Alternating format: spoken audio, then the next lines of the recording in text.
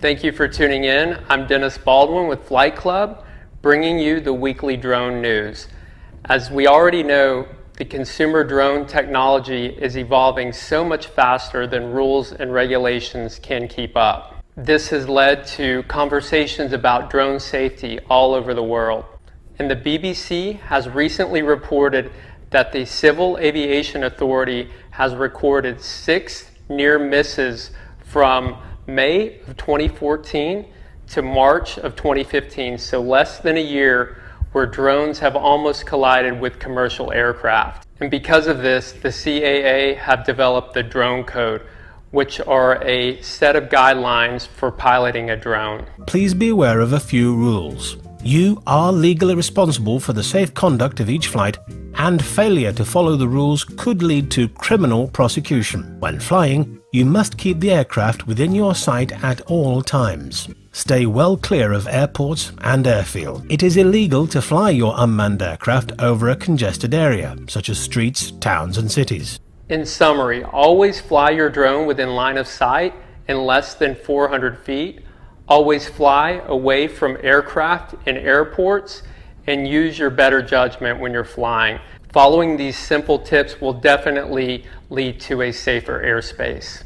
And speaking of near misses, this past Monday, a consumer drone was spotted within 330 feet of a Lufthansa airliner traveling from Munich to Warsaw. Definitely too close for comfort if you ask me. And recently, consumer drones have hindered California firefighting efforts and grounded planes and aircraft carrying payloads to put out those fires. This has forced the USDA to launch the "If You Fly, We Can't" campaign.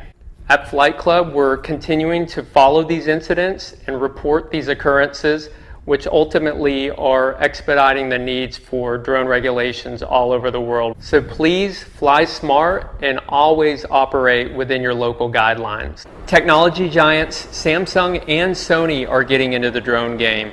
Sony is partnering with Tokyo robotics firm ZMP to form a startup called Aerosense. Aerosense will be developing a VTOL drone. And VTOL drones have the benefit of hovering and maneuvering in tight spaces, as well as being able to transition into forward flight to cover longer distances. Aerosense will be focusing on the commercial market and targeting customers in need of surveying, inspection, and disaster relief services. Now, Samsung Mobile is taking a different approach and riding on the coattails of the success of their Galaxy phones and tablets. They're developing what they're calling the Project Selfie Camera Drone. And it's reported that the Project Selfie Camera Drone will be similar in functionality to the Lily autonomous drone. And given these announcements, it really makes one wonder if Apple will show up late to the drone party. And finally, one day a year for the past 4 years, Uber has delivered ice cream to its customers via their ride-sharing service. And last Friday, Uber stepped up their game and delivered ice cream via drone to customers in Singapore as well as several UK cities. And the way the Uber ice cream service works is you fire up your app, request ice cream, and it's delivered to you via drone within minutes.